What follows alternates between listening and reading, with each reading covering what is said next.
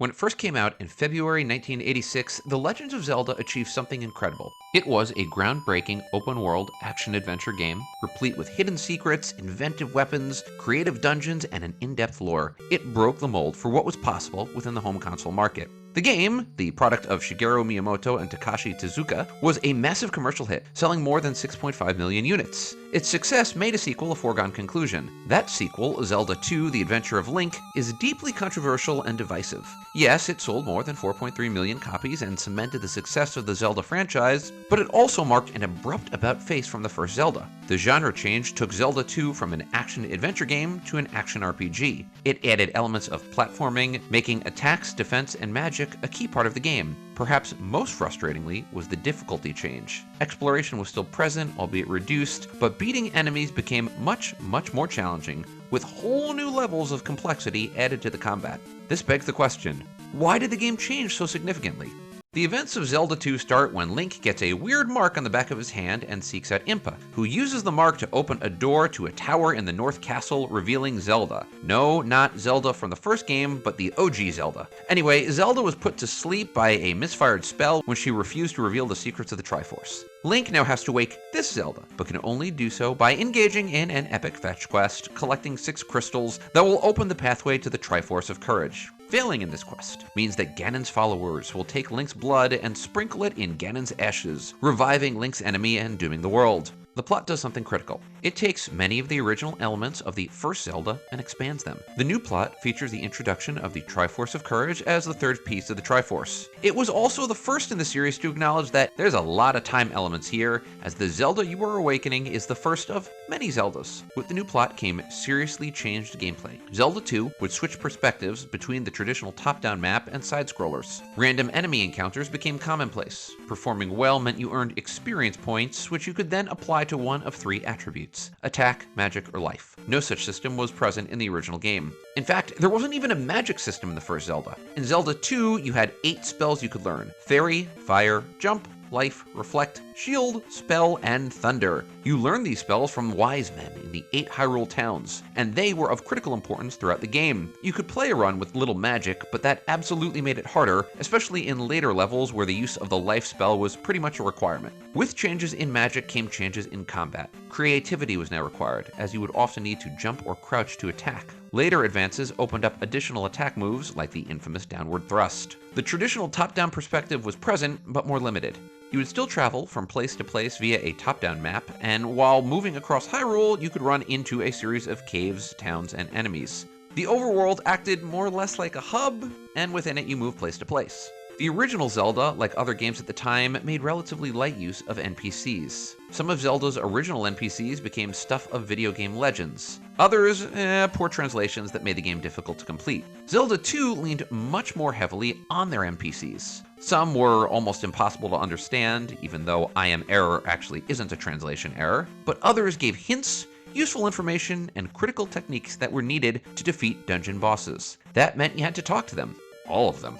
Zelda 2 also comes with a change in the linear nature of the game. The game retained many of the open-world elements as the original Zelda, but with a catch. The 6 palaces had to be tackled in order, as each palace had an item that was needed to access the next one. Thus, while you still kinda sorta had the freedom to go anywhere, you did have to beat the game in a predetermined order. Fortunately, or unfortunately depending on what you think, you could still grind, allowing you to kill randomly generated enemies and level up. This got very boring very quickly. Finally, Zelda 2 incorporated the use of lives. If your life meter depleted, you lost a life. Lose all of your lives, and the game is over, and you hear the infamous creepy Ganon laugh.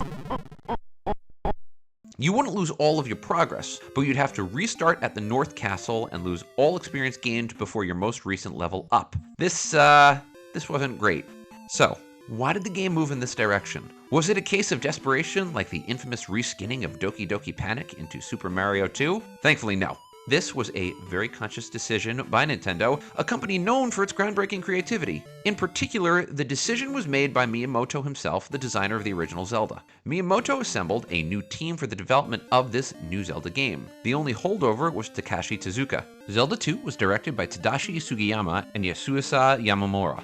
According to Sugiyama, about 10 people worked on the game. In a 2003 interview, Miyamoto expressly noted that the new team was meant to generate new ideas and a variety of new gameplay elements. Fascinatingly, when discussing the game, Miyamoto said, quote, Zelda 2 was sort of a failure, and noted that this is why the third Zelda game, A Link to the Past, closely resembled the original rather than the sequel. This perspective would also certainly explain why so many of Zelda 2's ideas were never duplicated. Miyamoto also commented on Zelda 2's connection to the official Zelda timeline, noting that its place in canon was, quote, more of a side story about what happened to Link after the events of The Legend of Zelda. This would line up with future produced timelines. In a 2016 interview, Sugiyama expressly noted that the new design for Zelda 2 came from this comment from Miyamoto. Quote, I want to make a side-scrolling action game where you can attack and defend with both hands up and down. From that comment, the team assembled designed the basis of a brand new game, one which, quote, allows you to do actions that weren't possible in the first game, such as jump thrusts, downward thrusts, and shield defense with both hands up and down.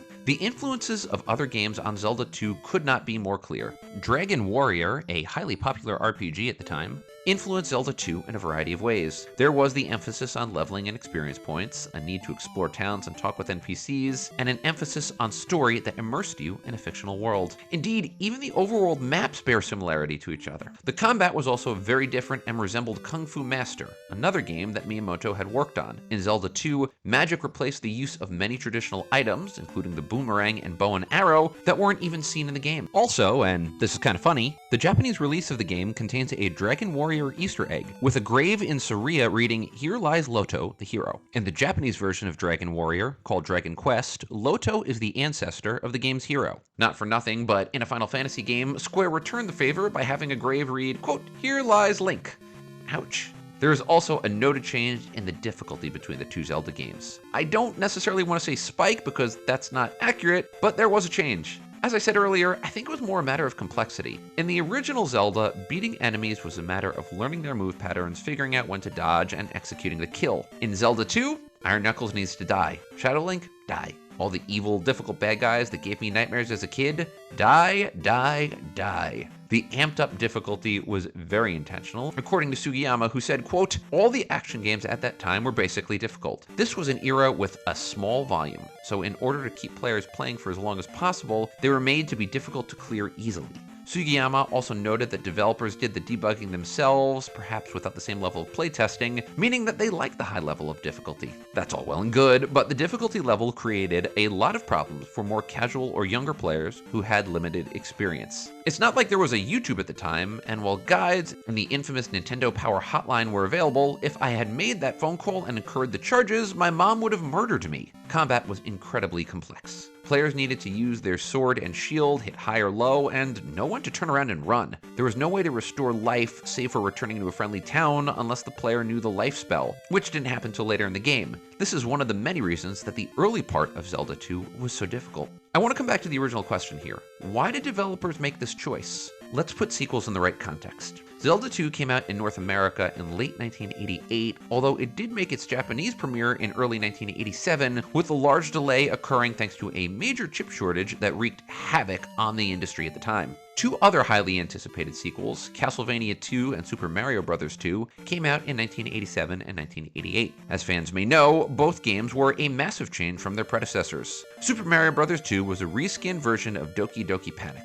The original sequel was thought to lack enough changes from the original game and be too difficult for Western audiences. That meant that Super Mario 2 was a major departure from the original. In the case of Castlevania 2, the shift was somewhat similar to Zelda. Platforming was de-emphasized in favor of RPG elements, including a world map and a variety of non-linear functions. This was viewed as an expansion of the traditional game, and the game was generally well received and holds a solid place in the series lore. So, was this just a style at the time? Create sequels that represented major changes from their originals? Yeah, I think it's clear that this was part of the Zelda thinking. Remember, sequels didn't quite have the same reputation as they do now. Video game creators didn't have a ton of history on what sequels worked and what didn't. As a result, they experimented, and this was part of the philosophy that led to Zelda 2 being such a massive change from Zelda 1. This idea is backed up by Sugiyama himself. In the same interview referenced earlier, Sugiyama said, quote, "We were experimenting while producing the game, so we really didn't have the first game's systems in mind while developing it. We were searching for new ways to play, so you could say it's like a spin-off."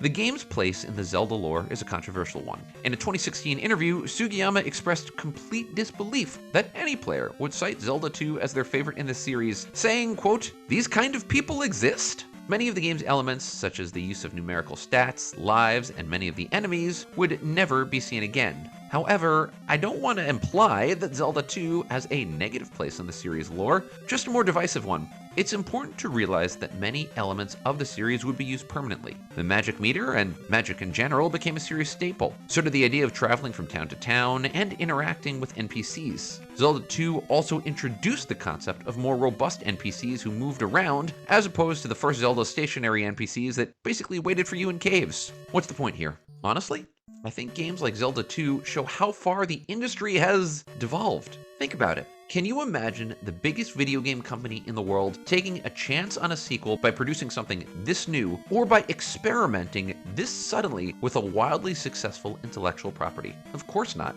When the industry was new, Nintendo didn't know what to do with their sequels, so they gambled. Yes, the end result could be less than perfect. However, it's still to Nintendo's credit. They didn't just reiterate, they reinvented the wheel. Even when they missed, well, at least they tried to be fresh and not create Call of Duty 196, the calliest of duties. And let's not forget, it's not like this game was a flop. It sold 4.38 million units, making it the 8th best-selling game of all time for the Nintendo Entertainment System. Number 6 on this list?